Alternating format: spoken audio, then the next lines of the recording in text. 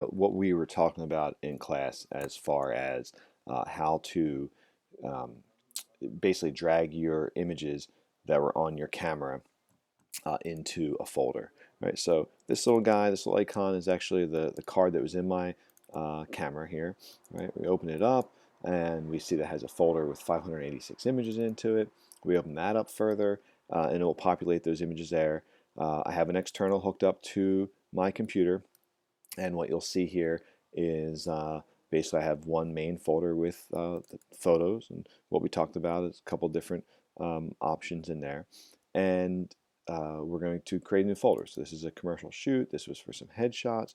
I'm going to create a new folder. It was P&L Insurance. Okay, so we have that folder. We pop that open. We're going to create a new folder to copy all these original camera files. I call it raw, right? And then we have all these, right? Test shots and all, right? It's all from the same shoot. I'm going to select all, right? It's Command A on a Mac.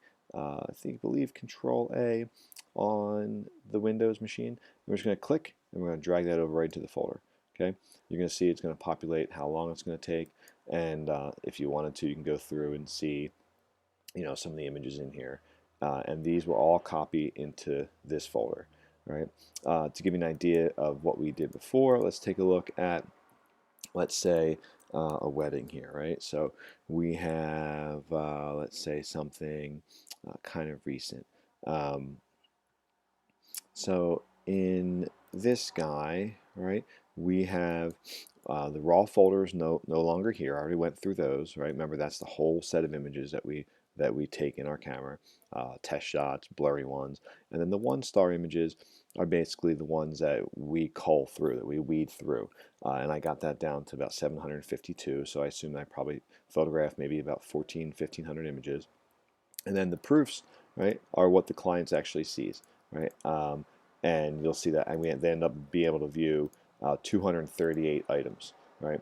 And those are what will go into a gallery, what I'd show on a laptop, on whatever way that you wish to share them, on Facebook, photo gallery, and that's that whole list of images. It'll take a little while to populate here, but you get the idea, right? And then this is basically the whole story untold here.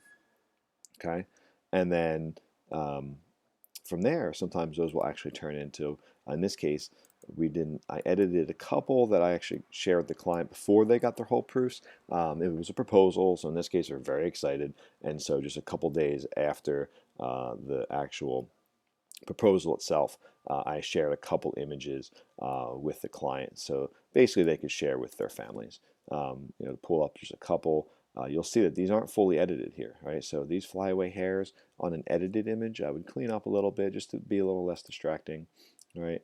Um, but it's at least, again, I would edit these down if they were actually to go to print or onto my portfolio.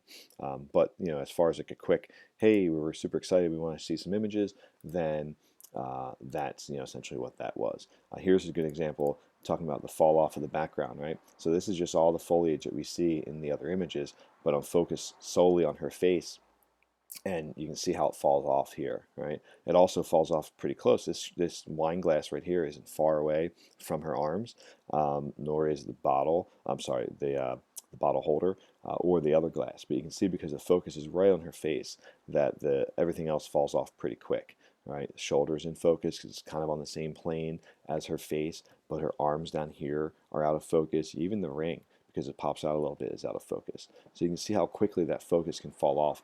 And basically we're at a wide open aperture. So that wide open aperture is probably like f4, right? Wide open aperture means a smaller number. And that's a good example of how that can kind of play into the images. Over here we have our files copying. We're copying 17-ish gigs, 16 gigs over into our raw folder.